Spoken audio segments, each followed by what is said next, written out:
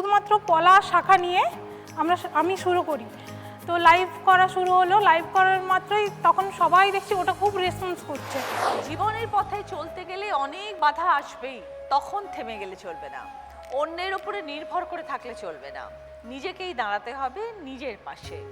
বুঝতে হবে তোমার যে মেধা, তোমার যে শক্তি, তোমার যে বুদ্ধি, তা অন্য কারোর থেকে কম নয়। তাহলেই দেখবে একদিন তুমিও সফল হবে, পৌঁছে যাবে নিজের লক্ষ্যে। আজ আমরা কথা বলবো চারজন দারুণ দিদির সাথে, শুনবো তাদের এগিয়ে চলার গল্প। মেদিনীপুরের বিখ্যাত বোসের কাপড়ের দোকান, সেই পরিবারের মেয়ে তুমি সারা। হ্যাঁ, 70 বছরের পুরনো ব্যবসা, কিভাবে শুরু হলো? আমার জেঠু স্বর্গীয় শ্যামল কুমার বসু, উনি হঠাৎ করে কোভিডে মারা গেলেন। তো তখন থেকেই আমি পুরো ফুল টাইম বিজনেসে ঢুকলাম বাবার সাথে। আস্তে আস্তে দেখলাম যে কিভাবে আমি নতুন কিছু, কেন কি এটা ট্র্যাডিশনাল বিজনেস একটা ছিল দাদুর আমল থেকে, তো আমি চেষ্টা করছিলাম যে কিভাবে নতুন কিছু ইমপ্লিমেন্ট করা যায় বিজনেসে। আর কোলাঘাট একটা মিক্সড কালচার জায়গা, এরকম না যে খুব হাইফাই কেউ থাকে, মধ্যবিত্ত লোকেরাও থাকে সবাই মিলে। তো আমি ওই জন্য যেটা আমি স্টাডি করতাম ওইটা আমি বিজনেসে অ্যাপ্লাই করি, এখন চেষ্টা করি। তোমাদের কতজন স্টাফ কাজ করে? মানে 60 জন ধরুন, 55 to 60। একটা দোকানে 60 জন কাজ করে? হ্যাঁ, কত বড় দোকান? আমাদের বড় দোকান। এক ছাদের তলায় যেরকম সব কিছু পাওয়া যায়, অন্নপ্রাশনের জামা কাপড় থেকে শ্রাদ্ধের জামা কাপড় অবধি। বিভিন্ন তলা আছে? হ্যাঁ, বিভিন্ন ফ্লোর করা আছে, আলাদা আলাদা কাউন্টার্স আছে, দুটো বিল্ডিং আছে, ওই হিসেবে ওইভাবে করা হয়। ধরো এত বড় দোকান, এত এমপ্লয়ি, এত ধরনের প্রোডাক্ট সামলানো তো বিশাল বড় ব্যাপার। 4 জনের পক্ষে সম্ভব এটা করা? না, আমাদের সাপোর্ট সিস্টেম যেটা, আমাদের স্টাফ মেম্বার্সরা আছে। আমার ছোটোবেলার থেকে আমি কিছু স্টাফেদের দেখেছি যারা এখনও আছে, আর আমাদের কাছে ওটা হচ্ছে একটা ওয়ান বিগ ফ্যামিলি। আমরা কখনো যে স্টাফেদেরকে, যে স্টাফ বলে যে ওদেরকে খারাপ ব্যবহার করবো, ওটা আমার বাবা মা কখনো মেনে নেবে না। যে তুমি কাকু জেঠু এইরকমই থাকবে তুমি। মানে কাস্টমার এসে আমাকে বলবে, কী গো তুমি আছো তো? ঠিক আছে ঠিক আছে, তাহলে আমি কিন্তু ওপরে মাল নিতে যাচ্ছি, ঠিক আছে? আমি বলি হ্যাঁ হ্যাঁ যান, কোনো অসুবিধা নেই। তো কাস্টমারদের সাথে আমাদের একটা ফ্যামিলি টাইপের হয়ে গেছে। মানে ওখানে তো বেশিরভাগ লোকই সবাই রিপিট কাস্টমার্স আসে, নতুনও আসে। কোন পার্টটা সামলাও দোকানে? সত্যি বলতে আমি আমার বাবার কাছ থেকে যেটা শিখেছি, আমরা পুরোটা সামলাই, একটা পার্ট নেই যেটা সামলাই না। ফোনে সবসময় ক্যামেরা চলছে, আমি যেখানটা বসি ক্যামেরা সবসময় সিসিটিভির আন্ডারে আছে, পাশে ইন্টারকম আছে। কখনো যদি দেখছি যে কোনো কিছু হচ্ছে অসুবিধা, সঙ্গে সঙ্গে আমি ওই কাউন্টারটায় চলে যাব। আবার আর কোনো চিন্তা নেই? বাবা এখনো বলে যে আমার আর চিন্তা নেই, আমার মেয়ে আছে পাশে। সারা, খুব ভালো থেকো, তোমার দোকানের জন্য আমার শুভেচ্ছা রইলো। আরো বড় করে তোলো ব্যবসাকে, বিভিন্ন ধরনের আইডিয়াস নিয়ে আসবে আরো, ঠিক আছে? হ্যাঁ, নতুন নতুন আইডিয়া ইমপ্লিমেন্ট করছি আমি, একদম দেখছি। মেদিনীপুরের চন্দ্রকোনায় কোয়েলের বাড়ি, হ্যাঁ। সেখান থেকে আজকে তোমার এই ব্যবসা হ্যাঁ, কিভাবে শুরু হলো? আমাদের বাড়িতে সবাই বিজনেস করে।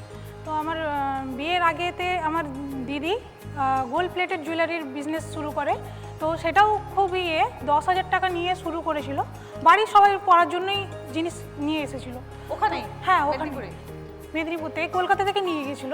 তো সেখানে সেটা খুবই ভালোভাবে চললো। তখন দিদি ওটা ভাবলো যে ওটা নিয়ে যদি বিজনেস করা যায় তাহলে স্টার্ট করলো ওটা। তো সেখান থেকে আমিও দিদির বিজনেসে ইনভলভ হই। আমার লাভ ম্যারেজ হয়েছে, তো আমি 4 বছর বিয়ে হয়েছে যখন, তারপরে আমার হাজব্যান্ডও বিজনেসে যুক্ত আছে।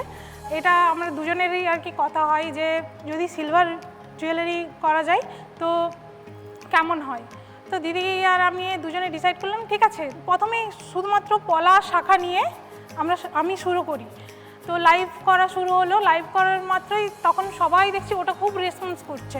তো মিদনাপুরে কেন তুমি স্টোর ওপেন করলে না, কলকাতা ওপেন করলে? যখন আমরা লাইভ করতাম তখন আমাদের এই কাস্টমাররা বলতো যে নর্থে কিংবা সাউথে একটা স্টোর ওপেন করতে, কলকাতাতে। আর যেহেতু এখানে আমার আরেকটা শপ আছে, গোল্ড প্লেটেড জুয়েলারির শপ আছে, স্বর্ণপাইল গোল্ড প্লেটেড জুয়েলারি। তো সেই কারণে বাগুইহাটিতে আরেকটা স্টোর ওপেন করেছি সিলভারের জন্য। ধরো অনেক সময় কি হয় যে সোনা বা রূপো কোনো দরকারে আমরা অনেক সময় রিসেল করে ফেলি, তোর এগুলো রিসেল ভ্যালু হয়? হ্যাঁ, রিসেল ভ্যালু হয়। এটা পিওর 92.5 পিওর সিলভার আছে। তোমার কাছে নিয়ে আসলে তুমি আবার ফেরত নিয়ে নেবে? হ্যাঁ হ্যাঁ হ্যাঁ, আচ্ছা। ওটাও টঞ্চ করে নিয়ে নেওয়া হয়। পুরনো রূপো থাকলে সেই রূপোকে টঞ্চ করে নিয়ে নেওয়া হয়। তোমরা ক্যাশে ফেরত দিয়ে দাও? হ্যাঁ, ক্যাশেও দেওয়া হয়। ব্যবসার জন্য অনেক শুভেচ্ছা রইল কোয়েল, আরো বড় হোক তোমার ব্যবসা। All the best. উমা, মাদুরের ব্যবসা, আগে অন্যের জায়গায় কাজ করতে, এখন তুমি নিজের ব্যবসা করছো, কিভাবে শিখলে এই মাদুরের কাজ? একদিন একটা বিয়ে বাড়ির নিমন্ত্রণ বললো আর কি, দিয়ে গেছি আমি আমার স্বামী। তো সেখান থেকে ফেরার পথে শীতকালের দিনে তারা বাইরে এরকম মাদুর তৈরি করছে বসে, অনেকক্ষণ দেখলাম। তারপরে সেটা আমার খুব ভালো লাগলো, দিয়ে বললাম আচ্ছা তোমরা আমাকে এই মাদুর বোনাটা শিখিয়ে দিতে পারবে? তখন বললো যে ঠিক আছে, তুমি যদি শিখতে চাও তাহলে কাল থেকে আমাদের বাড়িতে আসো। 1 মাস আমাকে ট্রেনিং দেওয়ার মতো শিখিয়েছি। তারপরে 1 বছর ওদের বাড়িতে কাজ করেছি, প্রত্যেক দিন 200 টাকা আমাকে পারিশ্রমিক দিয়েছি। তো করতে করতে আমি ভাবলাম যে যখন আমি মাদুরটা বোনা একবারে সঠিকভাবে শিখে গেছি, কেন আমি আর লোকের বাড়িতে গিয়ে করি, আমি তো নিজেই ব্যবসাটা নিজের বাড়িতে তো করতে পারি। মানে মাদুর বোনার সব সামগ্রী কিনে, মাদুর কাঠি, সুতলি, পাট এইসব কিনে বাড়িতে এখন মোটামুটি করছি। সেটা সারা মাসে কটা মাদুর বোনো? 30 দিনে তো 30টা হওয়ার কথা, কিন্তু ঘরের কাজের জন্য 4-5টা মাদুর বোনা হয় না। মোটামুটি এইরকম 50টা মতো যখন হয় তখন আমরা পাইকারি দিয়ে দিই। তো সেটা কিরম দামে বিক্রি করো? মানে এই যে 50টা মাদুর, এটা বিক্রি করে আমার খরচ বাবদ 20,000 টাকা মতো লাভ থাকে। আচ্ছা, যেহেতু এই মাদুর বোনাটা আমাকে হাতে বুনতে হয়, তো আমি যদি আরেকটু প্রফিটটা বেশি বাড়াতে পারি তাহলে একটা মেশিন কিনবো আর কি, মাদুর বোনার মেশিন। ঠিক আছে, একদিন তোমারও দেখবে মেশিন হবে, হ্যাঁ, আরো সুন্দর করে তুমি প্রোডাকশন করবে এবং তোমার ছেলেরাও তোমার পাশে থাকবে। ভালো থেকো।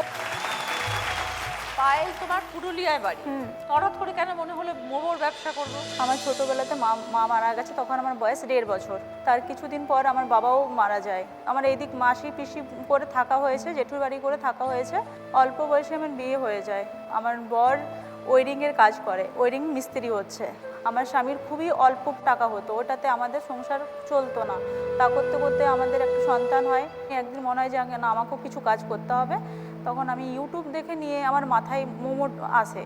তখন প্রথম খুব একটা বিক্রি হয় না, প্রথম মানে 6 প্লেট 5 প্লেট 7 প্লেট এমনি করে বিক্রি হয়। তারপরে এমনি করতে করতে এখন আমি ঠিক আছি। এখন আমি একটা ওই দোকানটাকে এখন খুব সুন্দর করে মানে দাঁড় করিয়েছি। কত প্লেট বিক্রি হয়? এখন 35 থেকে 40 50 এমনি প্লেট এখন বিক্রি হয়ে যায় দিদি। আচ্ছা, তো একটা প্লেটে ক পিস মোমো থাকে তোমার? ফুল প্লেটে 10 পিস, হাফ প্লেটে 5 পিস। আচ্ছা, কত করে দামে বিক্রি ফুল করো? প্লেটে 70 টাকা, হাফ প্লেটে 40 টাকা। প্রত্যেকদিন কতগুলো মোমো বানাও? 500-600 আমি প্রত্যেক দিন বানাই। তো তুমি একা একা করো সবটা? হ্যাঁ, আমি একা একা সবটা করি। আমার মনে হলো এই কাজটা করে হয়তো আমি ওর পাশে দাঁড়াতে পারবো। ওর পাশে আমি দাঁড়িয়েওছি। এমনকি আমার ছেলেকে আমি পড়াশোনা শেখাচ্ছি। এখন আমার দোকানটা একটু ছোট আছে, ওই ছোট দোকানটাকে আমি বিশাল বড় করতে চাই, একদম। এই ইচ্ছাটা আমার আছে। নিশ্চয়ই হবে। নাম কি রেখেছো দোকানের? ওয়াও মোমো। ওয়াও। হ্যাঁ, তুমি একা নিজের চেষ্টায় কত পরিশ্রম করে আজ এই সংসার সামলাচ্ছ, স্বামীর পাশে দাঁড়িয়েছো, ছেলেকে বড় করছো, 700 মোমো বানানো, 4টিখানি কথা বেলে পুর ভরে সেটাকে মুড়ে পুজোর সময় আরো বেশি বানাই দিদি আমি। তারপর 4:30 থেকে 11টা অবধি তুমি দোকান চালাচ্ছ। খুব ভালো পায়েল, আজকে কষ্ট করছো, আগামী দিনে দেখবে সব কিছু খুব ভালো হবে, তোমার আরো বড় হবে। আমার অনেক শুভেচ্ছা রইল পায়েল।